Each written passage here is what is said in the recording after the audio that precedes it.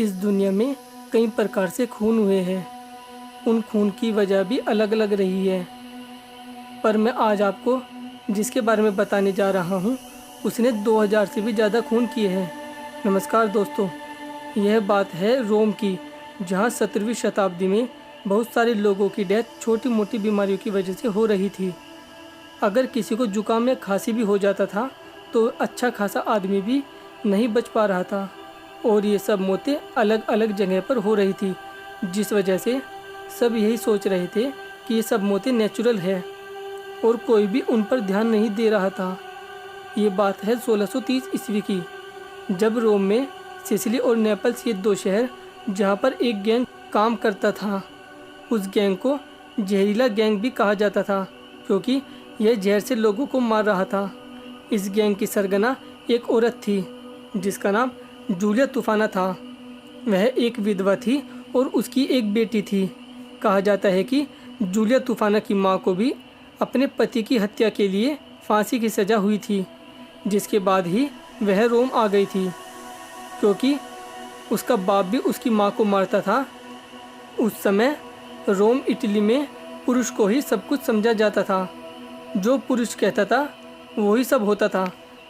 पुरुष अपनी पत्नी के साथ मारपीट भी कर सकता था, पर पत्नी उसे तलाक नहीं ले सकती थी।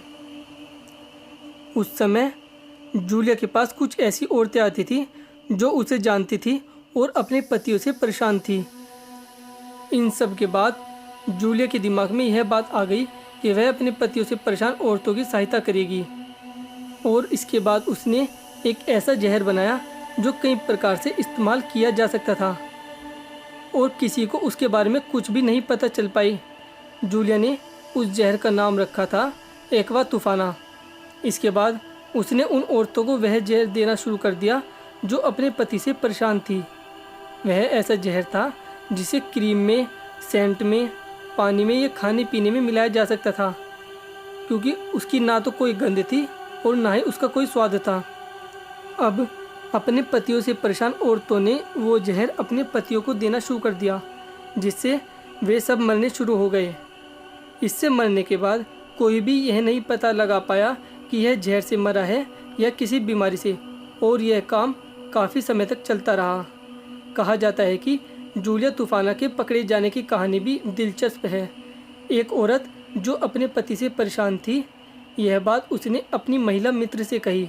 उस महिला ने उस परेशान औरत को जूलिया तूफाना के बारे में बताया, जिसके बाद उस परेशान औरत ने जूलिया तूफाने से वही जहर लिया और अपने घर आ गई। घर आकर उसने सूप में उस जहर की 4 बूंदें मिला दी और वह सूप अपने पति को दे दिया। कहा जाता है कि उसका पति सूप पीने ही वाला था कि उस औरत का मन बदल गया, जिसके बाद उस औरत ने अपने पति को वो सूप पीने से रोक दिया। इन सब के बाद पति को उस पर शक हुआ। उसने अपनी पत्नी से सारी बातें पूछी, पर वह कुछ नहीं बोली। पर पति की जिद के आगे वह ज़्यादा देर नहीं टिक पाई और उसने सारी बातें बता दी, जिसके बाद वह आदमी अपनी पत्नी को लेकर चर्च गया और फादर को सारी बातें बता दी। जिसके बाद ये सब बातें पूरे रोम में आग की तरह फैल गई और पूरे रोम में हड़कंप मच गया, और जूलिया तक भी यह बात पहुंच गई।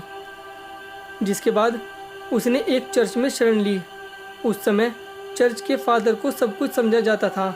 जो फादर कह देते थे वही होता था।